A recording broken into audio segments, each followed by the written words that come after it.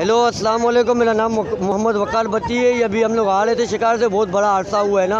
अभी सुनने में ये आ रहा है, लॉन्च वाला बोल रहा है पायलट बोट वाले ने मारा है बहुत ज़ोर से, उसने देखा नहीं है लॉन्च को और लॉन्च डूबी है। हम लोगों ने रिकवर किए, कम से कम भी 9-10 बंदे रिकवर किए हैं। सही है, 9-10 बंदे फैमिली के साथ रिकवर किए।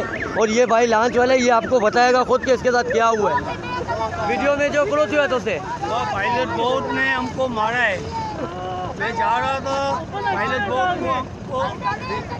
बोट ने हमको मारा। डाले का आप कंप्लेन करो सरदार हुसैन असलम भट्टी को कि पायलट बोट वाले ने मारे, हमारे साथ ये हो रहा है, जुल्म हो रहा है, नाइंसाफी हो रही है। बहुत स्पीड से आ रहा था, बहुत जैसे गले ऐसे मार रहा था। फैमिलियाँ कितनी थी? फैमिलियाँ कितनी थी? फैमिलियाँ अंदर फैमिलियाँ कितनी थी? 2 पोर्शन में थी फैमिली। 2 पोर्शन में कितने अफराद थे टोटल बच्चों के साथ? पता नहीं है भाई ये देख लो, ये हम लोगों ने रिकवर किए हैं। कम से कम भी ये जो बंदे बैठे हुए हैं 10 से 11 लोग हैं। बच्चों को मिला के कम से कम